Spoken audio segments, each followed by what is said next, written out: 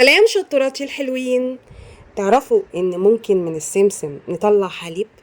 ايوه، زي حليب اللوز كده. طبعا حليب اللوز غالي، فالسمسم متوفر وكمان في متناول الجميع. طبعا في ناس عندهم حساسية من الحليب الطبيعي، فممكن يبقى السمسم بديل مناسب جدا ليهم.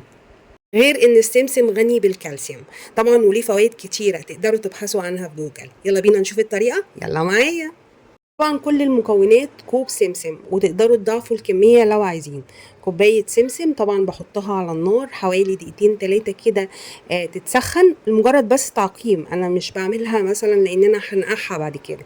تعقميها بس من ان هي كنت جايباها من بره، ومجرد دقيقتين بس كده على النار لغاية ما يسخن، وبعد كده تسيبيه يبرد شوية وتحطيه في علبة.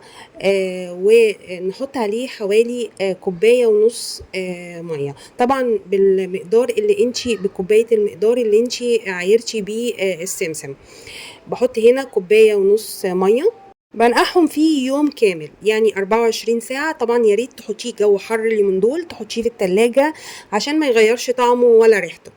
بعد حوالي يوم كامل نقعته، ببدأ بقى ايه احطه في الخلاط بالمية بتاعته، واحط كمان عليه كوباية ونص مية على قد نفس المقدار اللي عايرت بيه السمسم. يعني كده المكونات كوباية سمسم و3 كوبايات مية. بحط كله في الخلاط واطحنها كويس جدا جدا عشان السمسم يتطحن مع المية ويطلع كل العصارة اللي فيه واللبن اللي جواه. بالظبط نفس طريقة حليب اللوز، برضو بننقعه وبنحطه في الخلاط بنفس الطريقة.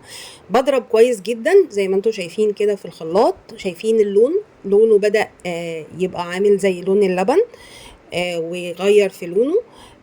هنا بيطلع بقى العصارة واللبن اللي جواه. طبعا ده شكله زي ما انتوا شايفين كده، والريحة بتاعته مقاربة كمان لريحة الطحينة والسمسم. طبعا عموما في تدخينة بسيطة كده.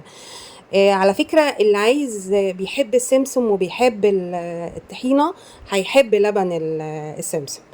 ببدأ أصفيه في شاشة، أحط شاشة كده في المصفى وأصفيه كويس عشان يبقى مفهوش أي شوائب.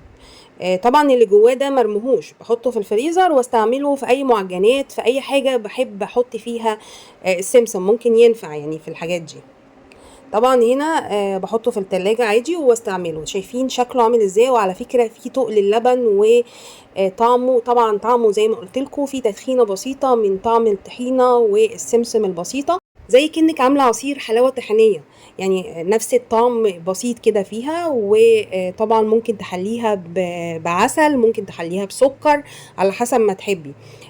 ممكن تشربيها كده عادي. طبعا في ناس بتبقى مضطرة ان هي تشرب بدائل اللبن لان بيبقى عندهم حساسية من اللبن الطبيعي. طبعا الفيديو ده ليهم.